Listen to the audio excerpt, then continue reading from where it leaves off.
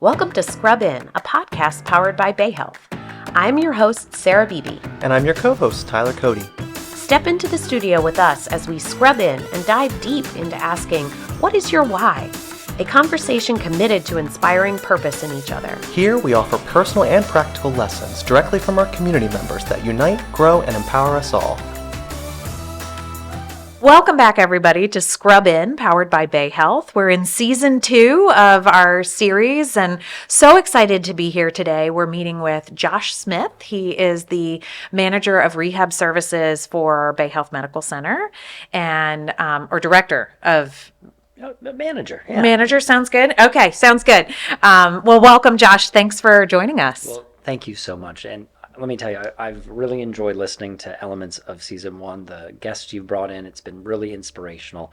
And I'm so thrilled to be able to be here today. So thank you. Absolutely. I'm excited to have you. We always start our episodes with a quote. So I'm going to start with a quote from Mr. Rogers. Real strength has to do with helping others. And that is from Fred Rogers or Mr. Rogers. And, you know, we're excited to have you a part of our neighborhood today. Thank you. Happy to be You a like part what of I it. just did there? I like that. Well, welcome. So, Josh, you are a physical therapist and you work in our rehab department here at Bayhealth. Tell me a little bit about yourself. Sure. Well, I've been fortunate to be here with Bayhealth for the past 5 years, physical therapist for 15 years, and that has allowed me to really travel all over the world, provide care in a myriad of different settings. And I think that's one of the things I love so much about working here now is I can take those experiences, those moments, those memories, those patient interactions, and hopefully pour that into what we do here on a daily basis. Awesome. So tell me more about, so you've gone overseas with PT. What have you done? So been fortunate enough to do some pro bono work, both in Central America and a few different locations. Spanish was a second major of mine in college. And so I always wanted to be able to connect, and I know you've talked about that art and science of healthcare. And for me, being able to connect language with science and be able to deliver care to those who, English isn't their primary language. There's so many barriers to getting care, even for you and I.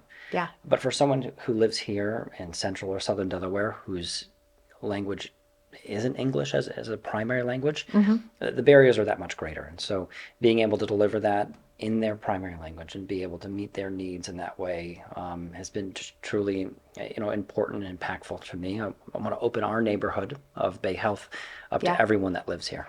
That's awesome. Yeah. Cool. So we always ask everybody on this podcast, what is your why? And why did you go into the field that you're in and what inspires you? And so I did get a little taste of your story. I read it ahead of time, but tell us, what is your why? So my why goes back to when I was much younger. And the inspiration for becoming a therapist really was at a fairly young age. Okay. I had a series of unfortunate events related to sports injuries, and that's a very common story for most therapists, is that they were injured related to some sport. But in those moments, there were kind of a series of complications to the point where I almost lost my left leg. That's crazy. Wow.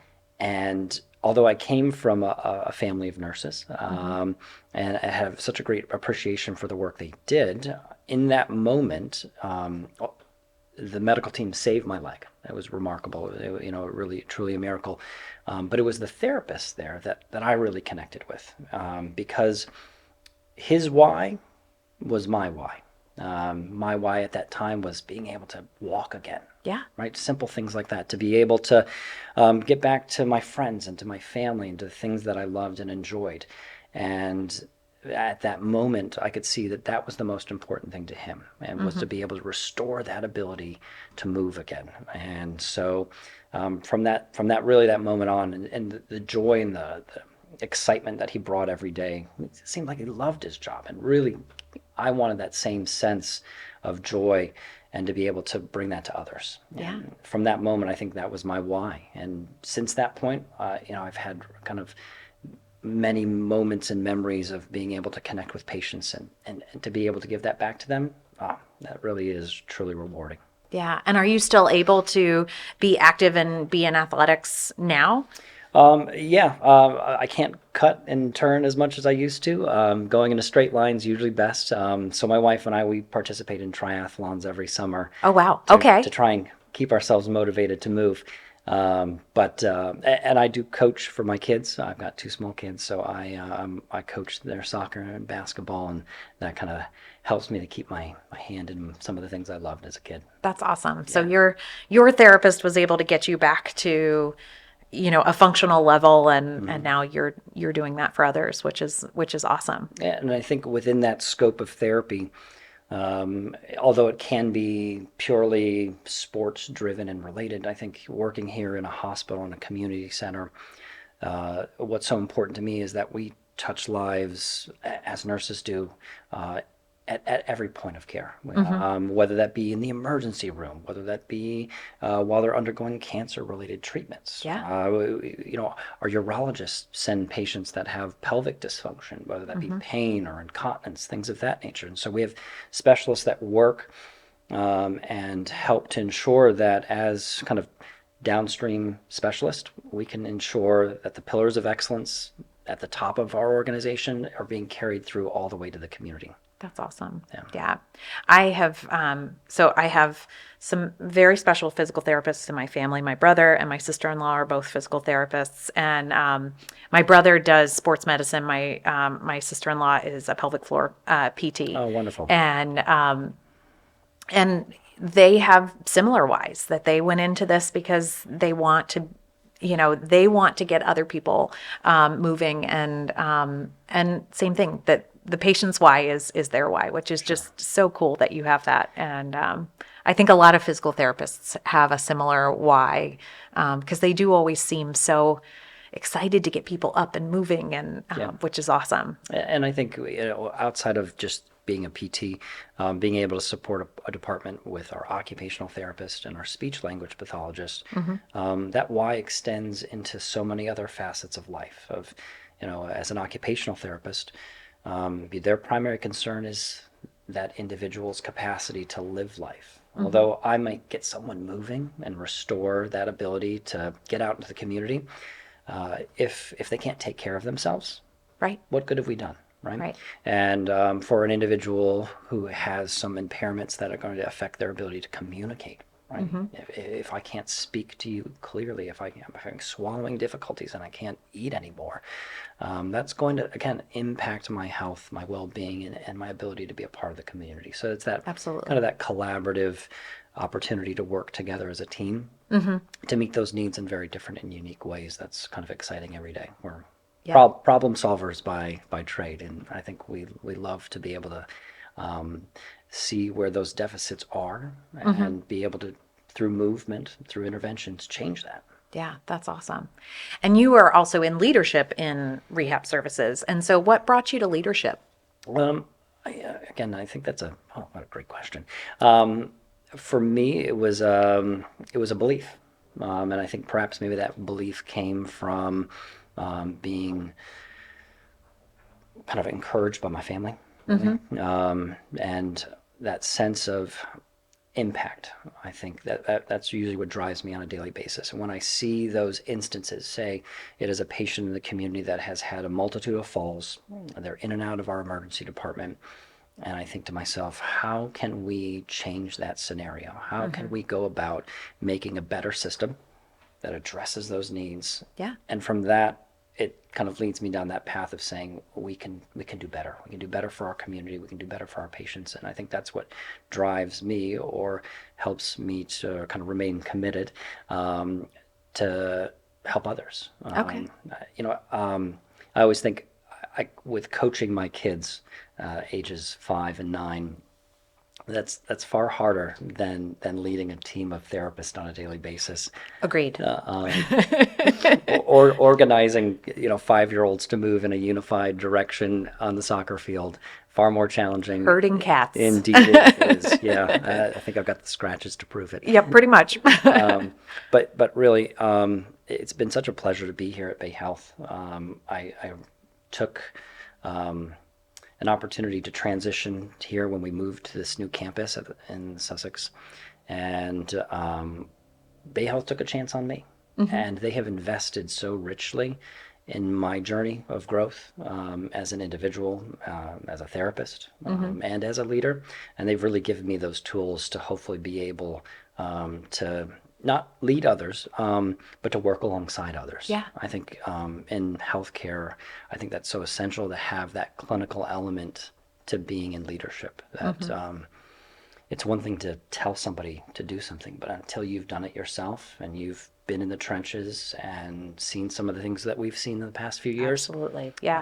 that really, I think, is a very important element in healthcare. Yeah, absolutely. And you use your leadership skills also at the state and federal level as well. So you are involved with the your physical therapy organization as well, right? And so, I think from that sense of advocacy, I love connecting with one patient life at a time. And I think that's what drives me every day. And I'm still blessed that Bayhealth allows me to do that on a daily basis, care for patients one life at a time. But I also saw that there were opportunities to advocate, maybe perhaps on a larger level, Yep. both here in the state of Delaware, but also, again, really across the country. So within the American Physical Therapy Association, I am Delaware's Federal Affairs Liaison. I think a fancy term for really just caring about the matters that impact access to care here. And again, in Delaware, still somewhat rural, right? Still Yeah. very underserved. We have issues all the time that impact our patients' abilities to get care that they need. And so if there are opportunities and there's legislation that we can push for, promote for, and make recommendations, and it really help connect those stories to those legislators of these people are no longer able now to care for themselves because of this. Perhaps maybe we can facilitate change on a larger level. Yeah. And so it's definitely over the past 3 years been something I've truly loved, going to DC frequently and really hopefully been able to spread the good news of what it is that we do and how we can hopefully continue to help. Yeah. What do you find? How are you received when you go to DC and advocate? What do our legislators know about physical therapy and what you do? Sure, and often very little. Yeah. And that's, to be honest, though, education is so much the drive of what we do in healthcare is to help educate our patients, help to educate other clinicians, and hopefully to have that collaborative relationship. And so much when I go to DC is to help provide that, to help increase awareness about what it is our profession is capable of, and how hopefully we can create impact on a larger level and really build a relationship. That's really what that's about. Yeah. And so whether that be with their health policy leads or say our senators directly, likely they've been touched by therapy in some way, right? Or have needed or know a family member like yourself that's connected. And so by making those connections and really hopefully creating those relationships, it allows us to be a trusted source to say, this is impacting care here.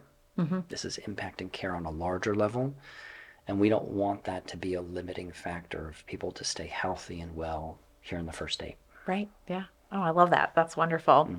And so you are also involved in our community. You alluded to that a little bit more. Tell us about some of the projects that you've worked on out in our community. Sure. Well, I had said Spanish, not my primary language, but that has been an area that it's a different hat, a different muscle I like to flex from time to time, and whether that's treating patients here at Bayhealth, that is their primary language, or perhaps maybe out in the community. And so I was connected with Westside Family Health, community health organization here in Delaware that does a lot of great work in the community. And so introduced to their mobile health clinic that they have. Sure. We have seasonal workers, both in Kent and Sussex County, that come here from different countries, really have no access to health care whatsoever, but yet they're coming here and laboring, working hard out in our fields for the vegetables and fruits that we eat on a daily basis.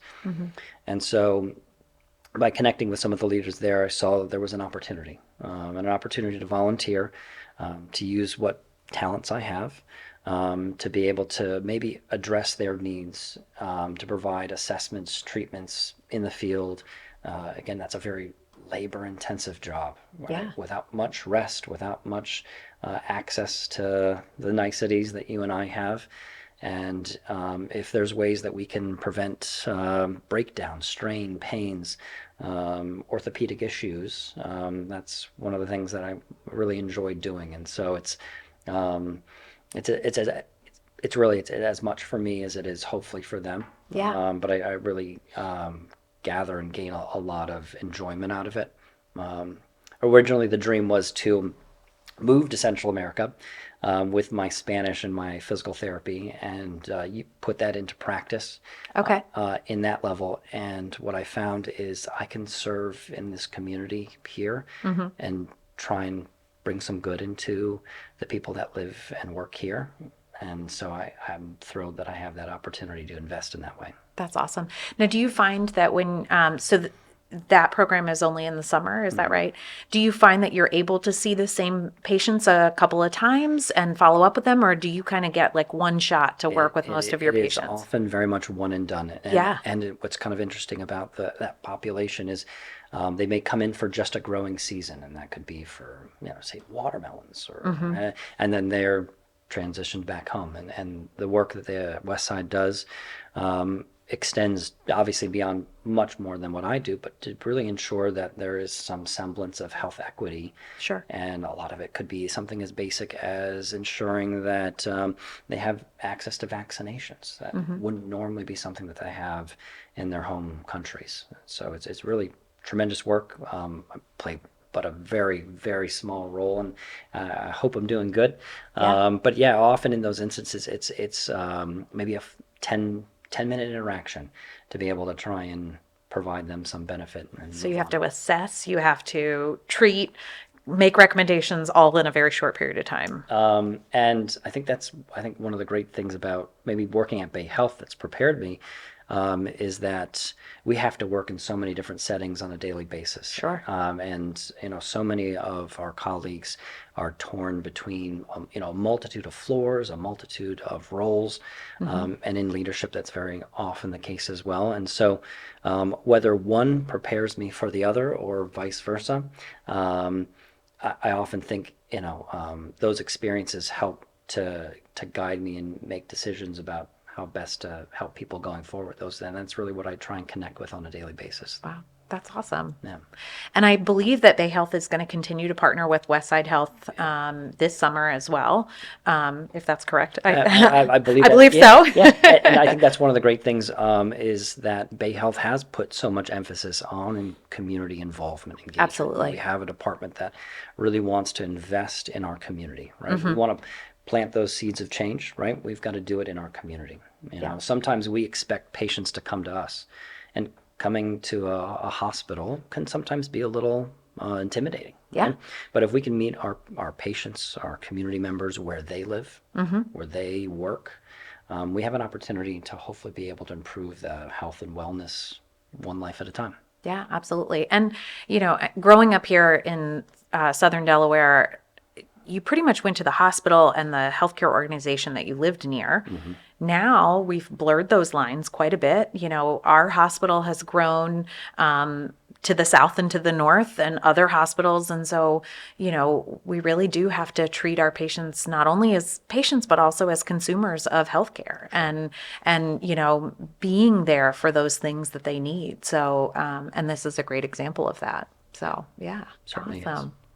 And so, tell me a little bit more about what we offer from a physical therapy standpoint here at Bayhealth, because I think everybody thinks of, I have an injury, I'm going to go see a physical therapist and done. But just before we started recording, you were telling me about working with our stroke team. And I know I've personally gone to see a pelvic floor physical therapist, and I would have never thought that was a thing before. So tell us a little bit more about that. Yeah, and so when I think about some of those pillars of excellence that Bayhealth offers, whether that be in the realm of oncology or neurology, each of those has essentially a therapist who corresponds to that excellence and speciality.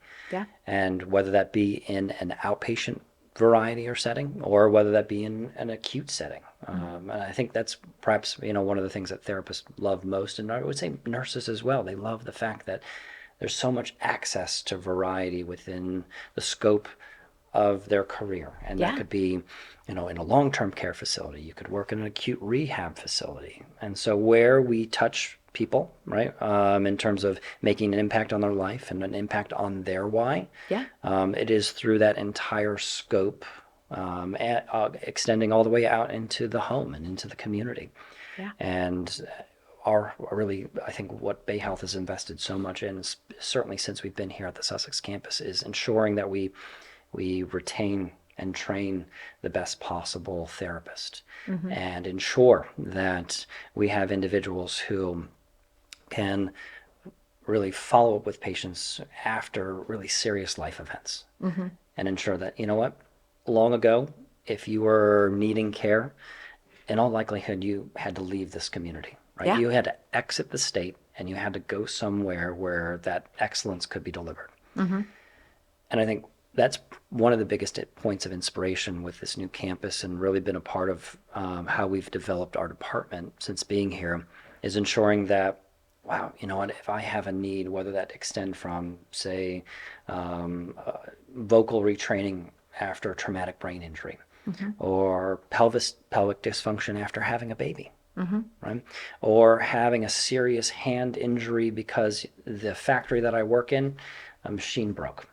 That we have first, hopefully, those physicians that can deliver excellence, and then you have those therapists that can help restore function, get you back to your life, get back to your work, and be able to ensure that throughout that entire continuum of care, there's going to be somebody who's going to partner with you to get you back to your why.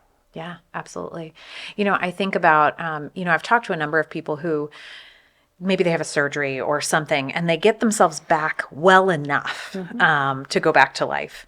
And I'll say, well, did you meet with a physical therapist? Like, did you see a PT? I'm a runner, so I talk with a lot of people that have injuries, and I'm like, well, did you see a PT? And they were like, well, no, I got an injection. I saw a surgeon, But it's amazing to me just how much more function you can get after seeing a physical therapist. And I would assume that you agree. Well, I'm here to kind of toot our own horn a little bit, but I think one of the things, even for myself, after my surgeries that I had, there were things that I wasn't able to do that maybe I wasn't even aware of. Right? That within us, sometimes our body does a great job of hiding these deficits. Our body can compensate like nothing else. But at a certain point, and certainly at a certain age, that compensation starts to catch up with us. Right? And I always talk to patients, if your vehicle, if your body, which is like a vehicle with all these interacting parts, and say the brakes are sticking a little bit, and say the shocks maybe aren't working as well, and maybe your engine isn't firing all cylinders, you can certainly drive from point A to point B, but eventually that's going to catch up, and that's going to create something that's perhaps maybe even larger. And I think one of our roles is to help to identify where those very unique deficits are, and to be able, through prescribed movement, change that. I think also another great thing about our profession is we don't use medication. Right? We use movement, and we be able to really connect with our patients to say what matters to you. And, you want to be able to get down on the floor to be able to care for your grandchild, and through our interactions and through our interventions, be able to restore that for somebody because maybe their hip isn't as mobile, or maybe they have weakness in a unique area. And so that's, again, a very rewarding element, but there are those things that unless you have someone who's specialized to identify those things, they go under the surface until it becomes a much bigger problem. Yeah. I love that you call it prescribed movement, because, if you have hypertension, you take a blood pressure medication. Sure. If you have pain, you might take ibuprofen or something like that. And that may be something that's prescribed by a physician or a nurse practitioner or a PA. But, when we think about movement, you will sometimes talk to people that are like, well, I've done those exercises that the PT gave me. But to think about it as prescribed movement is really a neat way to look at it. I love that term. There was a recent article that just came out that was talking about gait, and that how people move is actually going to become one of the next kind of focal elements of identifying risk factors for dementia. Interesting. And so they're really considering it that it's just as important as a vital sign would be for checking your blood pressure or your heart rate, and that your gait speed is increasingly become more aware that there's identified risks that come along with that. And for our aging population that lives here in central and southern Delaware, we have age specialists that work in our department to identify where those kind of unique deficits are to, again, keep people aging well and keep people aging in their homes. Yeah, absolutely. I know as a runner, I've certainly been behind people that I've seen their gait and gone, oh gosh, you're going to have a hip replacement, or oh, you're going to have a knee replacement at some point. And, you just wish that they would go see a PT. Sure.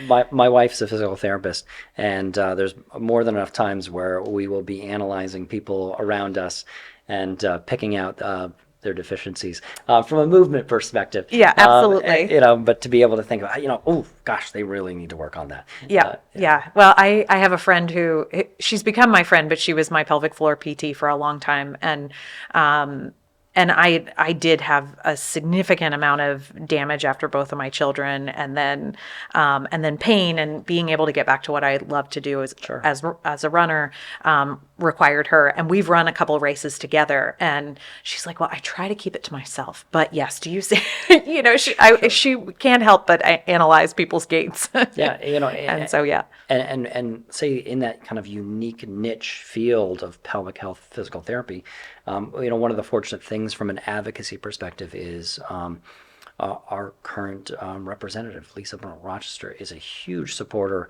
of increasing awareness of the damaging effects of what happens after having a child. Yeah. And so much care and emphasis gets placed on the child, which is rightfully so. But as a new mom, right, you're experiencing this trauma, right, that has now changed so many things about your body.